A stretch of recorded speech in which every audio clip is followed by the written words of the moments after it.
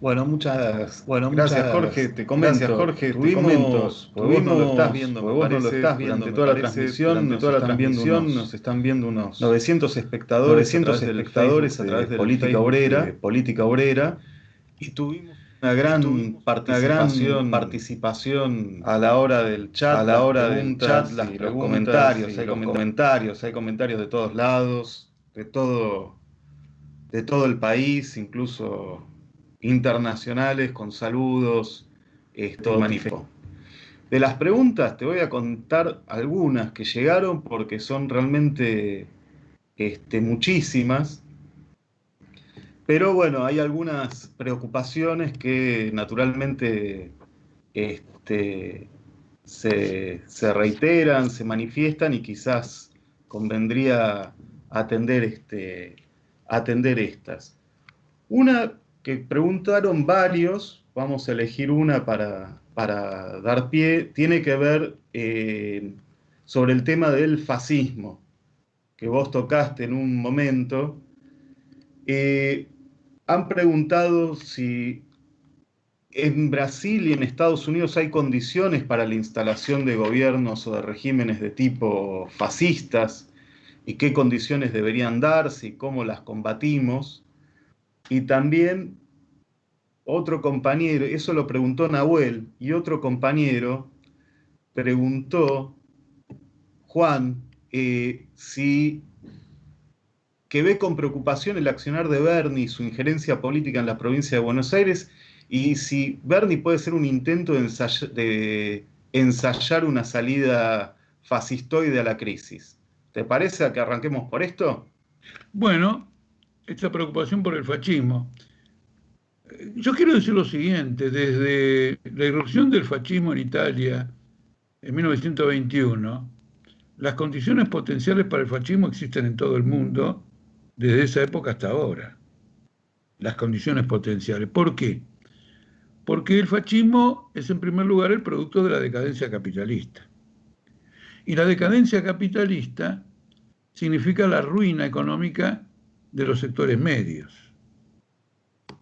Naturalmente, como el movimiento del capital es un movimiento que tiene características cíclicas, esto a veces se atenúa, a veces se agudiza y en algunos países es más agudo que en otros. Entonces, sectores que quieren prosperar en la sociedad capitalista son arruinados en la sociedad, por la sociedad capitalista y eso ha ocurrido sistemáticamente en estos años del imperialismo. Eh, las discusiones sobre el fascismo, por ejemplo, particularmente en Francia, lo digo para ilustrar, fueron numerosas durante la guerra de Argelia y el golpe de Estado que después intentaron militares de derecha y que fue respondido con otro golpe de Estado de Gaulle, y muchos interpretaron que De Gaulle iba a inaugurar un sistema fascista. No fue así. Las condiciones le permitieron manejar la crisis colonial de Francia.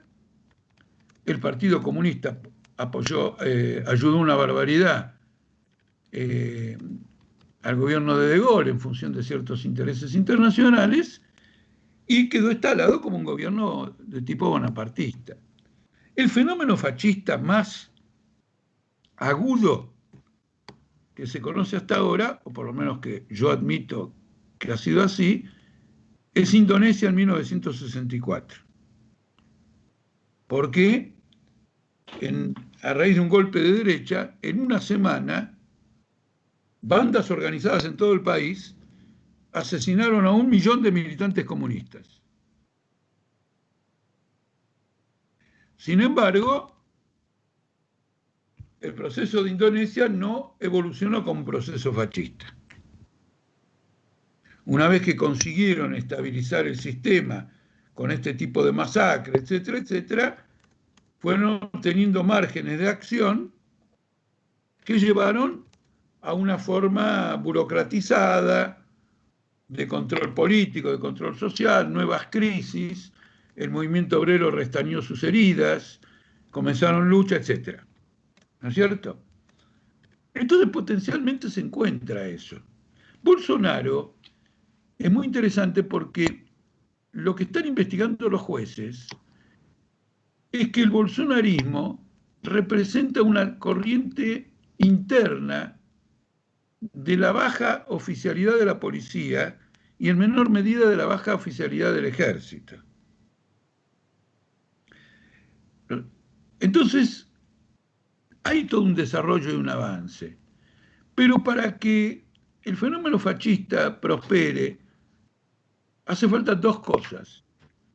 Una crisis gigantesca y la derrota de la clase obrera. ¿No es cierto? Entonces puede triunfar el fascismo. De lo contrario, el fascismo puede adquirir mayor o menor magnitud y según esa magnitud es necesario, como diría, es necesario adoptar medidas de lucha para combatirlo. Por ejemplo, me pareció entender que algunos sectores de izquierda no vieron bien, lo cual en cierto modo también me resulta natural de parte de esos sectores, que yo en un artículo hablara de la necesidad de que la clase obrera y la juventud de Brasil discutiera el problema del armamento de los trabajadores. Porque yo les voy a decir una cosa, en los últimos 2 meses, estos grupos mataron 500 favelados negros en Brasil. No, ¿cómo se llama? George Floyd. 500 George Floyd en 1 mes y medio. Y entonces se observa en el movimiento negro brasileño, que ha tratado de impulsar movilizaciones, una queja muy grande, como diciendo, acá la situación es infinitamente más grave, si se puede hablar así, que en Estados Unidos, y no tenemos un movimiento de esa envergadura.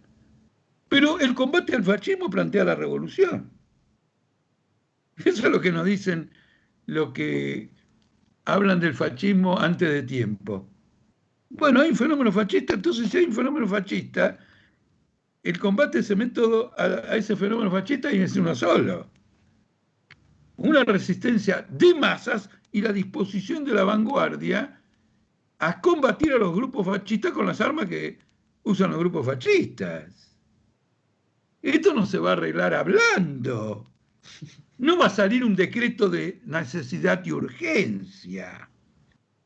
Un proyecto de ley de un izquierdista en la Cámara de Diputados de Brasil. Estamos hablando de otra cosa. Por lo tanto, las tendencias al fascismo revelan un nivel de descomposición y por lo tanto esta cuestión de cómo lo enfrentamos. Y además tampoco se trata de un fenómeno rectilíneo. Y quiero hacer un aporte que, porque esto que voy a decir no hemos tenido oportunidad de hablarlo en otro momento. ¿Qué pasó con el fascismo griego? Parecía que se comía a los chicos vivos. Había crecido, Grecia estaba en una crisis absolutamente fenomenal, la inmigración era un tema que le daba guión, le daba línea a los fascistas por la guerra en Siria, y las costas griegas estaban permeables para la inmigración, etcétera, etcétera, y ahora el régimen ha encontrado una cierta estabilidad. Hay un reflujo de ¿cómo se llamaba? Dorado, águila dorada, aurora. Amanecer dorado. ¿Cómo? Amanecer dorado. Ah, amanecer dorado. ¿Pero qué significa? ¿Que ya no se terminó? No.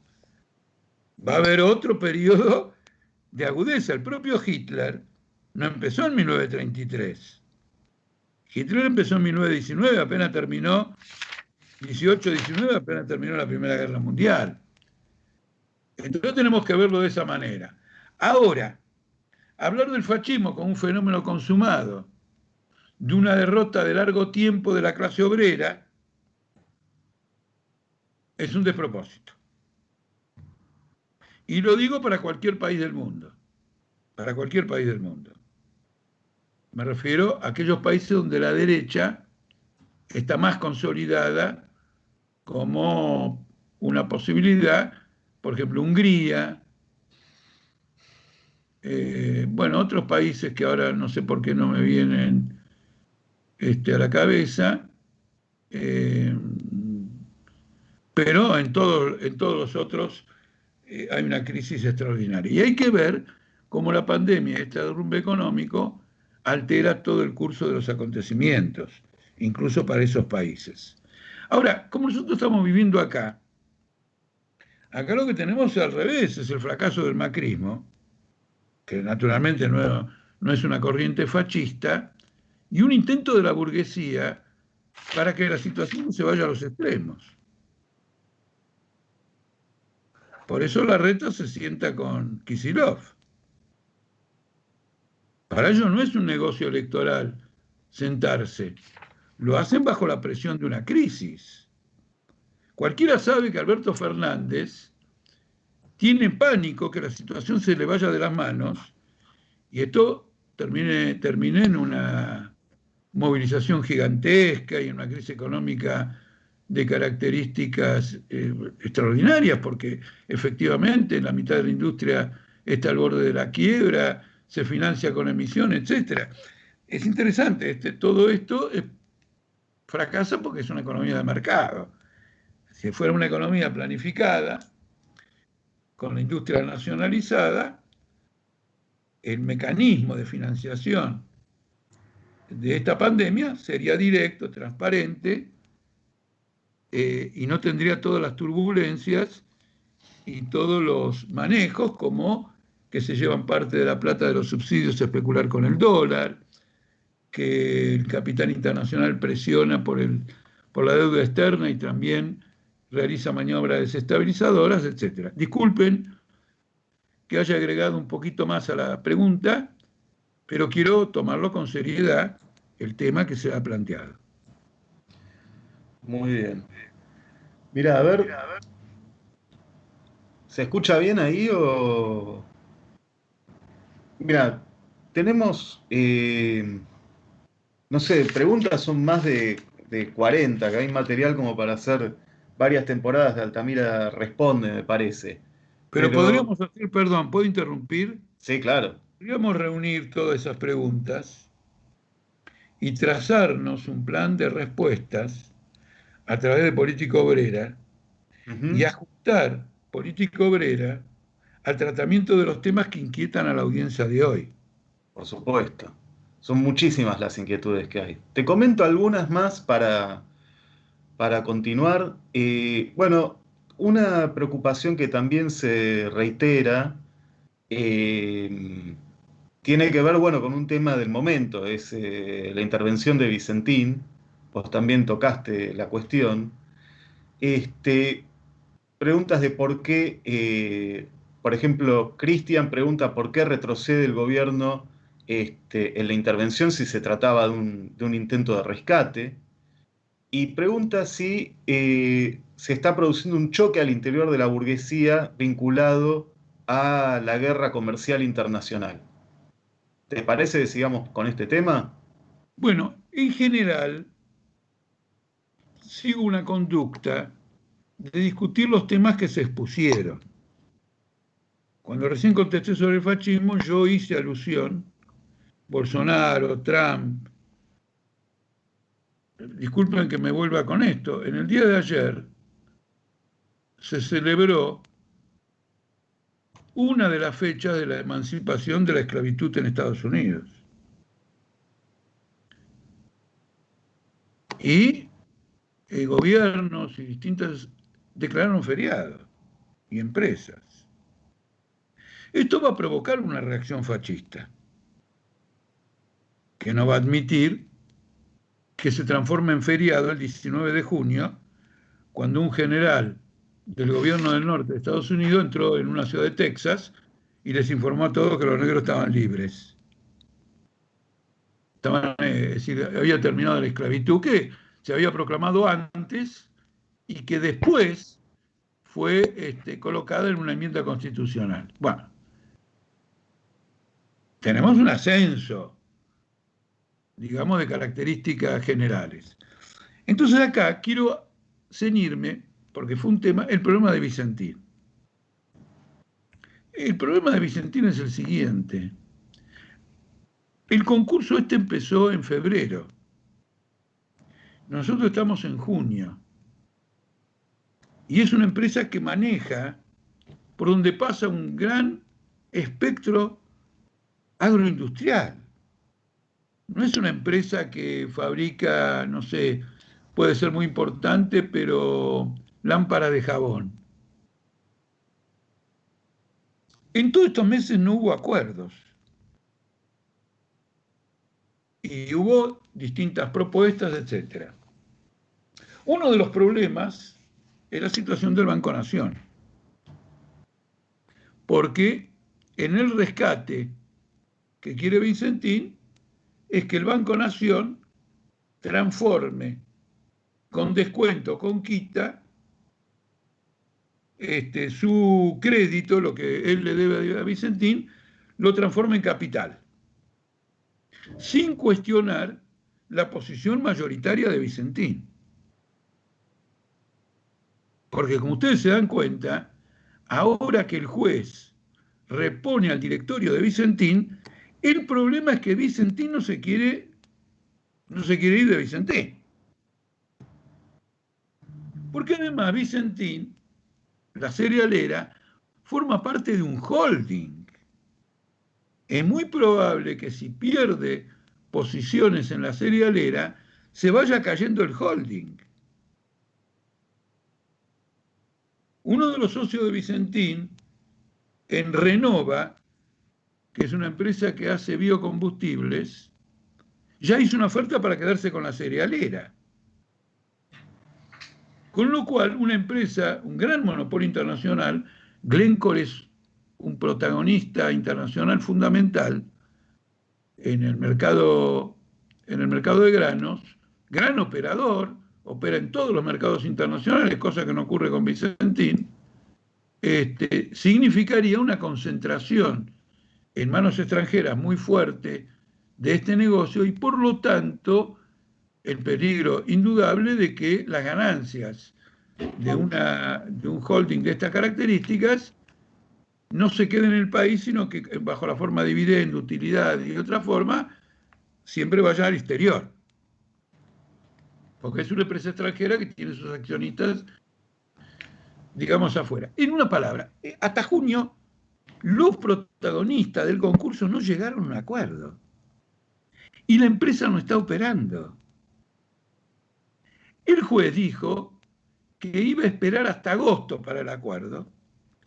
Y entonces, a partir de ahí, se calculó que el acuerdo, si todo fuera bien, llegaría en octubre. Compañeros, octubre es el año 2100. Con un país en derrumbe, la parálisis agraria y comercial que significa esperar hasta octubre es enorme.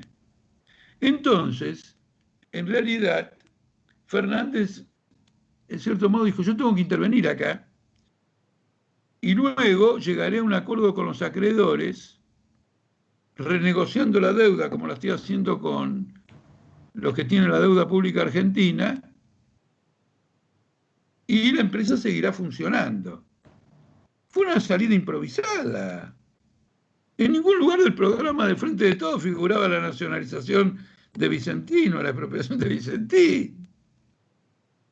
No ha habido un acuerdo. Ahora, el juez saca al interventor y de paso le soluciona un problema a Fernández. Porque Fernández no tiene los votos en el Congreso, en la Cámara de Diputados. Entonces ahora no tiene que ir a pelear a diputados votos y perder como la 125, sino que dice, no, el juez me la sacó. Pero no va a resolver nada el juez. Porque acá hay una disputa económica fenomenal. Una empresa en quiebra no vale lo que vale una empresa en funcionamiento, y los que quieren aportar soluciones quieren pagar por una empresa en quiebra, no por una empresa en funcionamiento. El negocio de ellos es pagar por una empresa en quiebra y después ganar con una empresa en funcionamiento. Dicho esto a grosso modo. Pero esto nos lleva a un problema metodológico, que es lo que yo quiero que se entienda. Cuando nosotros hablamos de impas del capitalismo, de crisis del capitalismo, ¿qué es lo que estamos señalando? Estamos señalando que no tiene salida sino por medio o a través de consecuencias catastróficas. Porque una cosa que tiene salida no deja de ser una crisis, pero la humanidad funciona de esa manera a través de contradicciones, que ponen de manifiesto esas contradicciones, que hay un rumbo que no se puede seguir, hay un choque de fuerzas y se encuentra el rumbo a seguir. Esto es un verdadero impas. Por eso la solución que se imponga en el Vicentín va a tener impacto en la salida de toda la crisis del país. Ganarán las fuerzas partidarias de liquidar todo lo que no sirve para nada desde el punto de vista capitalista, despedir trabajadores y todo lo demás, o esa será derrotada. El problema es que el único que la puede derrotar es la clase obrera. Por eso pongo énfasis en que esta crisis debe desembocar en situaciones revolucionarias. Y a la pregunta dice, ahora, debo. Bueno, hay rebeliones en todo el mundo por crisis importantísimas, pero en cierto modo de una escala inferior. Hay que trabajar sobre el terreno de un desenvolvimiento de esta crisis con perspectiva revolucionaria, porque en definitiva caracterizar para un luchador no es hacer una profecía, es agarrar un GPS. Miro el GPS y me dice, che, ¿por dónde vamos? Y se dice, no, agarrar las avenidas. No, pero acá el GPS me dice en rojito que hay un tránsito bárbaro, que es el camino más corto, pero no es conveniente. ¿Pero a dónde querés ir? Bueno, es un instrumento para la acción. En la acción modificamos aquellas apreciaciones que nos llevaron a hacer GPS, que se revelarán parcialmente incorrectas o defectuosas, pero solamente uno puede encontrar errores para mejorar allí donde hizo una tentativa en un sentido. El que no quiere equivocarse nunca es perfecto. Es perfecto porque se priva del error, pero se priva de la corrección también. Va a vivir en el limbo toda su vida. Entonces un GPS. Ahora, ¿cuántas veces yo, que no soy de conocer bien los GPS, le pregunto a los compañeros que manejan que veo que el tránsito está parado, a pesar de que el GPS decía que había que ir por ahí? ¿Por qué no tomamos por otro lado? Y a veces me dan bola y toman por otro lado y estuvo bien. Y bueno, tomaremos para acá, para allá, pero siempre para ir a un destino. Ahora, si nos hemos equivocado incluso del destino, bueno, eso es una tragedia. Porque nuestro destino es el socialismo. Y si tenemos que vivir toda la vida en este régimen, por circunstancias que no conocemos, porque nuestro estudio nos lleva a otra conclusión, y bueno, es una tragedia. Y esa es la incógnita humana con la que tenemos que pelear todos los días. Muy bien. Mirá, ahora seguimos con algunas preguntas. Te voy a pedir una cosa, Jorge. ¿Podés prender la luz de donde estás, que estamos quedándonos a oscuras? Justo agarramos este horario y hablando de transiciones, nos fuimos quedando sin luz. Mirá, algunas más. Mirá, otras preocupaciones que se reiteran tienen que ver con la acción de la izquierda. Entonces nos preguntan, por ejemplo, Chucky nos pregunta si las diferencias entre los distintos partidos de izquierda serán una traba para la conformación de un polo unificado frente a la crisis capitalista, y si que no existe un polo unificado de la izquierda no debilita a los trabajadores. Mocha nos pregunta también desde Tucumán, ¿cuál debería ser el rol de los diputados de izquierda en esta crisis? Otro compañero pregunta cómo se podrían resumir las tareas nacionales e internacionales de los militantes socialistas en esta crisis. Bueno, todas más o menos Es mucho aspectos. una vez. Claro. Digamos Bueno, mucho una vez. Miren, con respecto a la compañera que preguntó sobre el debilitamiento de la izquierda, la unidad y todo eso, excluir no se puede excluir nada. ¿No es cierto? Nuestro partido, nuestra tendencia, todavía tiene que avanzar muchísimo. Tenemos que reconquistar al Partido Obrero. Es cierto que avanzamos, por ejemplo, ahora tenemos una organización de la tendencia en Neuquén que no teníamos, una organización de la tendencia en Formosa que no teníamos, una organización de la tendencia en Chubut, sí que había, pero Chubut es tan distante de las localidades que ahora son varias localidades. Entonces, sería una torpeza por parte de un revolucionario que lucha por la unidad de la clase obrera con objetivos socialistas, decir, no, no voy con este, no voy con el otro. En primer lugar, nosotros reclamamos un derecho a tendencia, es decir, el derecho a exponer nuestras posiciones dentro de nuestro partido, de un modo tal que todo el partido las conozca y donde nosotros podamos defender nuestras posiciones frente a posiciones adversarias. ¿Ustedes conocen a alguien tan unitario como nosotros que siendo expulsados ignominiosamente por 3 personas en finales de junio del año pasado, seguimos trabajando por el derecho a tendencia en el Partido Obrero?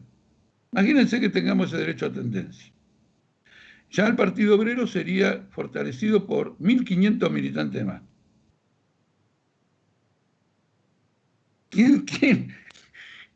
¿Quiénes son los divisionistas? Ahora, la modalidad de funcionamiento del aparato en el Partido Obrero, quizás en el Partido Obrero sea más agresiva, pero es común a toda la izquierda. Por eso nuestra lucha no es solo en el Partido Obrero, sino para toda la izquierda, tanto en posiciones políticas como en métodos de construcción partidaria. El tema del derecho a tendencia es una gran conquista de la lucha de la oposición de izquierda, porque las tendencias existían en los partidos socialistas, existían en el partido bolchevique, pero era un factor de hecho. Es interesante. Esto es muy interesante. No había que reglamentar la disidencia. La gente disentía y se formaban agrupamientos y choques, etcétera, porque era una cuestión natural, porque es el método con que queremos construir un Estado obrero también. ¿No es cierto? Yo una vez fui a un congreso del Foro de San Pablo en Cuba y vi cómo funcionaba el estalinismo que no había conocido. Todas las votaciones eran por unanimidad menos yo. Todas por unanimidad. No puede haber una mínima disidencia, una enmienda, un cambio de opinión. Bueno, este es un primer aspecto. El otro aspecto es el siguiente.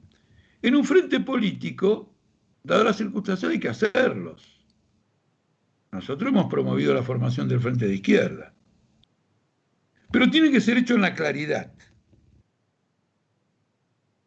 En la claridad quiere decir, nos juntamos con las divergencias que tenemos. Las divergencias tienen que quedar claras. En este momento, las posiciones en el frente de izquierda son casi todas iguales. Estratégicamente tienen la misma posición. Podrían formar un partido único.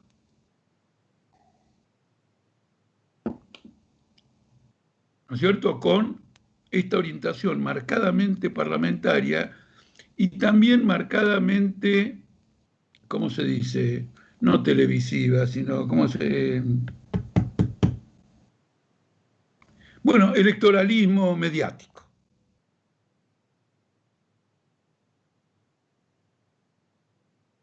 Pero se puede hacer un frente político. Las divergencias tienen que transformarse en irreconciliables sobre la acción política a seguir para que no haya un frente político. pero en la medida en que se puede conciliar una acción política, cada uno manteniendo esas diferencias, los frentes son buenos, ayudan a extender el movimiento y bueno, en la medida en que el movimiento se extiende, avanzará el que mejor actúe políticamente y que tenga posiciones revolucionarias y que tenga una caracterización mejor, digamos, que la realidad. Eso está perfectamente planteado. En este momento nosotros vemos al frente de izquierda todos abroquelados con el aparato del Partido Obrero en contra de nuestra tendencia. No hay ningún problema. El Partido Obrero se formó así, toda la izquierda abroquelada contra el Partido Obrero, el Partido Comunista, el MAS, todos abroquelados. Una vez en un frente en el que queríamos entrar, dijeron, no, entran todos menos vos. Y nosotros seguimos avanzando. ¿Dónde está el MAS? ¿Dónde está el Partido Comunista? Ya. ¿Dónde estamos nosotros? Ahora, con esta exitosa charla en términos de audiencia. Entonces las cosas, digamos, se presentan de esa manera. Ahora, había una observación más sobre este tema. A ver, Hassin, que el compañero agregó algo, no sé si un compañero o una compañera. Bueno, una compañera había preguntado cuál debería ser el rol de los diputados de la izquierda. En primer lugar, el rol de los diputados, acá hay que decir una cosa muy clara. El rol de los diputados de izquierda debe jugarse por sobre todo fuera del Parlamento. Es decir, yo, sea una mujer, sea un hombre, vengo a esta fábrica, estoy en el Parlamento electo por tal cantidad de trabajadores y vengo a esta fábrica a luchar con ustedes y a explicar las posiciones del partido o del frente que pertenezco. Es decir, la tribuna parlamentaria no se ejerce en el recinto. La tribuna parlamentaria se ejerce fuera del recinto. Inclusive porque el propio recinto es un marco muy estrecho. La comunicación de las posiciones de uno y otro no se hace. Hay que utilizar la prensa propia, que por las circunstancias que todos conocen, tiene una circulación que no es masiva. No la compran 2 millones de personas. No tenemos un canal de televisión, de modo que pudiéramos filmar las sesiones parlamentarias, pero aún con todo eso, el rol principal está afuera. Y el otro aspecto es no meter todos los conflictos en un embudo para que desemboquen en el Parlamento, sino lo contrario, que eso se divulgue y que se aproveche la autoridad parlamentaria. ¿Qué significa la autoridad parlamentaria? Que uno está sentado ahí porque lo han votado en un número tal de personas que permite que se siente ahí, digamos de un modo general. En esta crisis hay que denunciar al Congreso. En cambio observo que al revés piden que el Congreso funcione. Ahora, pedir que el Congreso funcione, es decir, si el Congreso no funciona, es una restricción democrática, eso es indudable. Es mejor que funcione y no que no funcione. Pero en esta crisis, la línea estratégica no es, por favor, que funcione el Congreso. La línea estratégica es un Congreso de base de la clase obrera, para tener un plan económico. Y no decirle a los obreros del Penta que vengan ahí a, no sé, a una sesión digital a ver si 1 o 2 diputados logran que los otros 255 le voten un proyecto. Al revés, tienen que desengañarlo de esa posibilidad. Cuando en el 2012 votaron las expropiaciones de empresas recuperadas, esas empresas estaban ocupadas y funcionando. Los trabajadores habían impuesto su salida, pero claro, faltaba ser refrendadas legalmente. En un caso que para mí fue testigo del intento de no refrendarlas, fue el desalojo policial que se intentó hacer en una fábrica que está en la calle Jujuy, de vestido, de ropa, que se llama Bruckmann, y una movilización de unos 8.000 piqueteros que bloquearon a la policía y la ocupación de Bruckmann continuó. Derrotados en todos los terrenos, en las calles, los legisladores empezaron a sancionar leyes en la expectativa después de anularlas, porque eran leyes que tenían muchas limitaciones. Entonces, la tarea principal del diputado tiene que ser propagandística y agitativa. Ahora, naturalmente, se presentan numerosos problemas en los parlamentos y de golpe circunstancias no previstas. Hay que tener tácticas especiales. Por ejemplo, si el proyecto de expropiación hubiera llegado al Congreso y faltaban 2 diputados para darle quórum y que sea tratado, ¿debía dársele quórum o no? Si no le das quórum, ganó el macrismo. Y digamos, ganó Vicentín. Si le das quórum, ganó el proyecto capitalista del gobierno, con el cual no estamos de acuerdo. Pero ahí hay un problema muy importante, de características singulares, que no puede ser encapsulado en una línea estratégica general.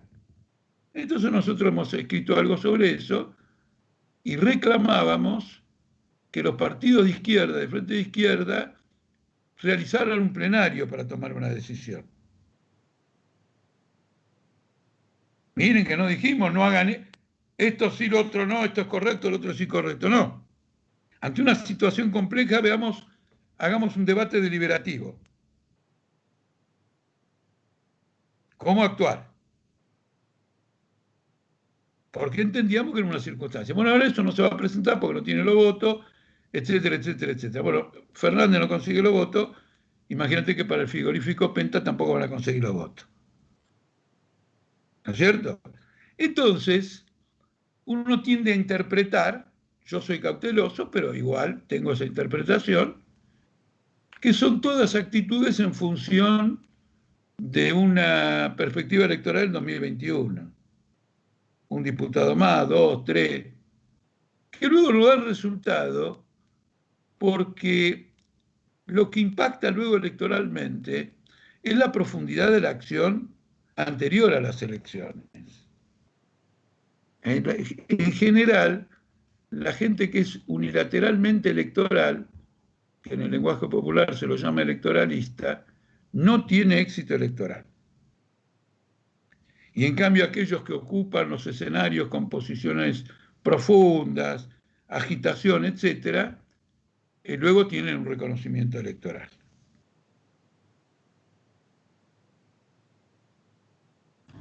Muy bien.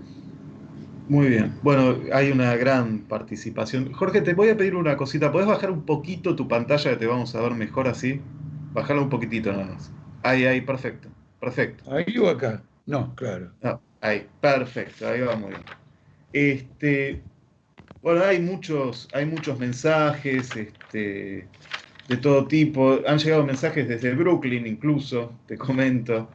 Bueno, es una barriada popular, creo. Exactamente. Exactamente, una compañera que dice ahí qué puede hacer para colaborar con la tendencia. Bueno, también hay citas de lucha, dicen, una compañera nos manda que el 23 de junio hay una convocatoria en defensa de IOMA a la gobernación en la ciudad de La Plata. Hay varias... bueno, alguien nos corrige, dice, la agrupación de Kicillof se llamaba Tontos pero no tanto. No, pero tenía, si vos ponías, ¿cómo dijiste? Tontos, pero no tanto. Claro. Ah, no, mira, les cuento, un minuto de relajo. Dale. Ya sé por qué dije moco. Me traicionó un recuerdo. En filosofía, una vez los compañeros me contaron que había una agrupación que se llamaba Moco, porque era como movimiento organizado contra los otros. Moco.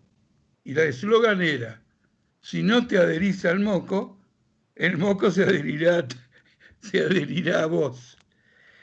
Entonces, como lo de Kicillof también era medio bizarro, porque yo no sé si la audiencia sabe que Kicillof encabezó un movimiento que se llamaba Kilómetro 500. ¿Sabían? ¿Vos sabías, Hassi? Kilómetro 501, me acuerdo. 501. ¿Por qué? Porque si vos estás más allá de los 500 kilómetros, podés no votar el día de las elecciones. Si estás más allá de tu distrito o de tu residencia. Esto quiere decir que el hombre era un abstencionista revolucionario. Y ahora organiza la cuarentena con la reta. Está muy Interesante. interesante, sí, sí, sí. Bueno, a ver, vamos a ir Bueno, cerrando. pero, perdón, Sí, no quiero ser un sectario. En las elecciones del 2009, Kicillof apoyó al Partido Obrero. Porque 2009. Claro. estuvo en actividades que se hacían conmigo y apoyó, aportó a la campaña. ¿Eh? Ahora, ¿con esto qué hago? ¿Lo levanto o lo desacredito? Vamos a ver. Bueno, vamos a ir cerrando porque esto evidentemente vamos a tener que repetir y buscar hacer que vuelva el Altamira Responde o repetir esta actividad porque hay mucha gente preguntando.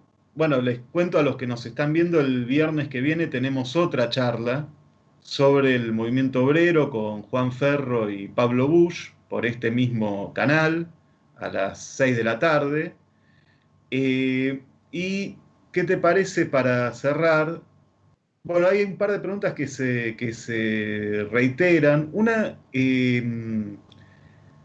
Pablo pregunta, ¿cómo ves la situación en el movimiento obrero y el avance de las comisiones internas combativas?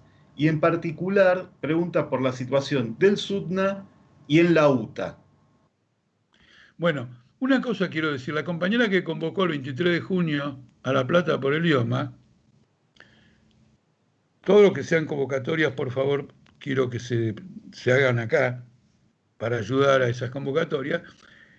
Eh, es una expresión de lo que yo decía.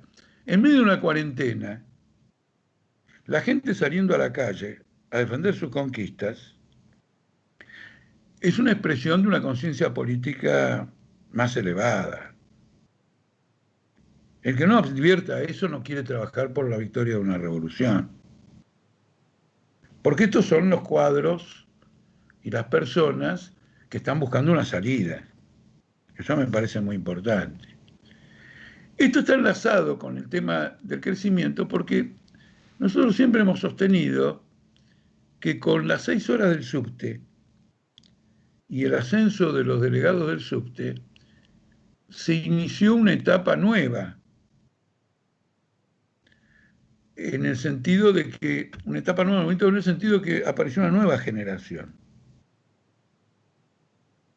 O mejor dicho, la nueva generación estaba ahí, pero asumía tareas políticas. Luego esto se fue extendiendo. ¿Por qué tuvimos grandes luchas en la zona norte, la Panamericana, en los ingenios de Salta? Bueno, probablemente me voy a olvidar ahora de muchas cosas, pero la conquista del Sudán también es una expresión de aquella lucha de la Panamericana. Es el cuadro en el cual se desarrollaron todo un conjunto de trabajadores y se manifestó, por ejemplo, la fábrica FATE, que luego se fue extendiendo a otras fábricas. Esta tendencia que crece, independientemente de que no tenga direcciones o de fábrica o de sindicatos, crece porque crecen el número de activistas que luchan y que van a ganar seguramente posiciones de delegados, etcétera, encuadra toda la estrategia de nuestro partido. Porque a la pregunta, ¿hay un sector de la sociedad potencialmente agente de una revolución socialista? Sí, todo este. Ya está. Se encuentra se encuentra ahí. Son varios miles. Ya está. Ojo, tiene que desenvolverse, profundizar su comprensión, librar luchas todavía más duras, lo que ustedes quieran, ¿no es cierto? Nadie ha alcanzado el punto final de la maduración del hada, pero eso está. Eso no se puede ignorar y no hay que bastardearlo en términos electorales, porque acá se trata no de que esa vanguardia se exprese sindicalmente y luego lo haga parlamentariamente, sino que esa vanguardia actúe políticamente y desarrolle la comprensión política que tienen sus propios obreros. Por ejemplo, en esta lucha por el Congreso de Bases, siempre hemos sostenido, ya en las polémicas internas que había en el Partido Obrero, o en la pelea que dábamos en el Partido Obrero, de que este método de congresos, con planteamientos políticos, intervenciones políticas, se comenzaran a hacer en aquellos sindicatos, en aquellas internas, donde hay una dirección combativa. Y no que la dirección combativa actúe como agente de los trabajadores que lo votan o que luchan en común cuando se trata de reivindicaciones fabriles, etcétera, etcétera. A esto va dirigido. Y el momento de mayor ascenso de este sector probablemente fue alrededor del año 2013, donde se dieron esas luchas muy importantes en la Panamericana. Y eso fue lo que le dio al Frente de Izquierda en su momento un impulso ascendente. Si no tiene un impulso ascendente a partir de ese sector del movimiento obrero que crece, el impulso ascendente se lo dará una pequeña burguesía liberal, descontenta, pero que no es fiel, ¿no es cierto? Va oscilando. Un día vota a la izquierda, otro día vota a la derecha. Y cuando uno le pregunta, ¿pero qué tenemos en común nosotros? Y no, frente al populismo de Cristina, usted defiende la democracia. Y entonces cree que Macri y nosotros defendemos la misma democracia. ¿Se entiende? Hay toda una confusión. Hay que crecer y desarrollarse en los elementos activos del proletariado, pero que ellos se desarrollen en la clase obrera como elementos activos del proletariado, es decir, organizando en función de una salida obrera y socialista al derrumbe del capital. Esta es una cosa que en Argentina ha tenido un desarrollo mayor probablemente que algún otro país, pero se manifiesta en todos los países. Se manifiesta en Brasil, se manifiesta en Chile y se manifiesta en distintos lugares en Europa. Creo que con esto satisfago la pregunta. Me parece que sí. Si no, vamos a tener que otras oportunidades. No digo porque quiero saber si la pregunta tenía algo más que no contempla. No, preguntaban en particular alguna reflexión sobre el SUTNA y bueno, y la situación actual de la UTA, que viene de, supongo que porque viene de protagonizar estos paros, conflictos importantes en Córdoba, en Rosario. Bueno, yo les digo una cosa, hagamos lo siguiente. Prefiero no, iba a decir en mi opinión, pero no la voy a decir porque mejor pregúntensela a Juan Ferro. Muy bien, así. Y a Pablo Busch, que se van a detener en los detalles de todo esto, porque hay tres niveles acá. Está la burocracia, una oposición, digamos, moyanista a la burocracia, pero hay una corriente combativa en la UTA, ligada a distintas organizaciones de izquierda, que ha sido importante siempre y sigue siendo importante. Y habría que discutir cómo esta gran crisis del sistema de transporte, salario, huelga en Córdoba, huelga en Rosario, etcétera, interviene este sector y queda como la vanguardia o como el liderazgo de los choferes en Argentina. Bueno, muy bien. Mirá, quedan algunas preguntas sobre economía, qué habría que hacer para recuperar la economía, qué pasaría si Argentina deja de pagar la deuda externa y sus consecuencias. ¿Querés que cerremos con eso? ¿Lo dejamos para un Sí, próximo cierro debate? rápidamente. Miren, Dale.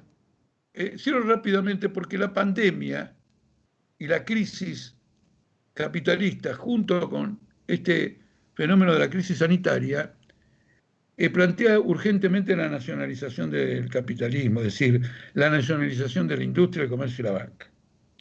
Por una razón, porque es imposible enfrentar esta crisis de salud eficazmente, con alcances, si no es a través de una planificación, incluso internacional. Porque significa capacitar a la organización social a resolver todos los problemas que plantea una crisis de salud, que son sanitarios de un lado, y de vivienda y de salud del otro, no y de vivienda y de alimentación, etcétera, del otro. Un congreso de trabajadores tendría que plantear esa nacionalización. El no pago de la deuda externa en esas condiciones no puede representar ninguna contradicción económica o ningún conflicto económico, porque el problema no es el financiamiento externo. El problema del financiamiento externo lo tiene Techín. El problema del financiamiento externo lo tendrá Aluar, lo tendrá Arcor, lo tendrá Blaquier. Por eso, la consigna o la reivindicación del no pago de la deuda no puede ser tomada en forma aislada. Porque si es tomada en forma aislada y aparece un gobierno que renegocia en términos favorables, uno dice, no, pero sigue pagando la deuda. Bueno, loco, escuchá, con la malaria que hay,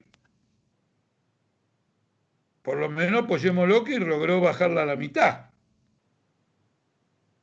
Si uno la toma como un fenómeno de este tipo. Yo una vez escribí, no me acuerdo dónde, si en Política Obrera o en otro lugar, lo que me llamó la atención cuando Del Caño dijo que el no pago de la deuda externa era un problema práctico, que era un problema de números. Argentina le ingresa 10, la deuda es 100, falta 90. No hay 90, no pagamos. No, es un problema político. Plantea quién gobierna el país y qué organización social le da al país ese gobierno. Porque si no, la dependencia de las finanzas internacionales se convierte en absoluta. Todo país que haga una revolución va a depender del mundo. Y eso se va a resolver con victorias revolucionarias en otros países. Pero no necesariamente del financiamiento. En cambio, el capital no puede hoy, en la estructura de la economía mundial, encontrar otro tipo de salida que esto. El problema es un problema político porque hay una cosa que es fabulosa. Las empresas quebradas, y termino con esto, pero es interesante que lo sepa, las empresas que están quebradas en Estados Unidos, quebradas en el sentido de que todavía no se presentaron a un concurso, o no se acogieron a lo que en Estados Unidos se llama la Ley 11, que trata los problemas de quiebra, pero que están en falencia, sus acciones están subiendo en la bolsa. Esto es completamente irracional hasta el punto de vista capitalista. Ahora están subiendo en la bolsa por la inyección de rescate del Banco Central Norteamericano, la Reserva Federal. Entonces, ¿ustedes creen que puede funcionar un mundo donde una empresa está quebrada y sus acciones siguen siendo un negocio? Porque comprarlas es baratísimo.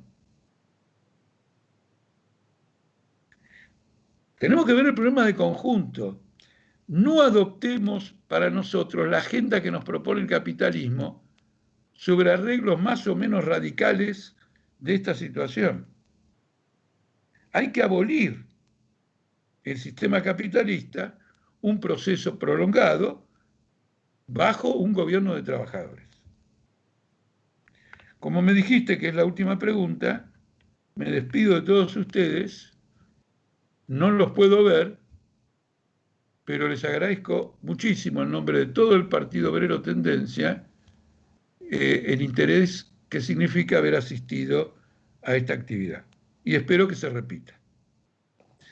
Sin duda. Mira, Jorge, para que tengas una idea, tuvimos casi 1.200 comentarios en el desarrollo de la charla. Bueno, nos vamos a despedir. A todos los que nos están viendo, muchas gracias. Muchísima gente se quedó hasta el final. Un saludo a los compañeros que están en la operatoria de todo esto, a Iván, a José, a Facundo, a Joaquín. Quiero agradecerle a todos los compañeros que organizaron esta actividad, porque es indudable que yo para organizar esta actividad soy más bien un obstáculo que un apoyo. Bueno, iremos superando los problemas. Nos reclaman que menciones a Mendoza también, que está la tendencia, ahí se organizó también recientemente. Y bueno, concluimos con esto. Síganos en las redes. Aclarar a los compañeros que cuando decimos Sí. que se organizó la tendencia, significa que adhieren a la tendencia compañeros del Partido Obrero. Claro, exactamente. Síganos en las redes, Instagram, Twitter, nuestro canal de YouTube.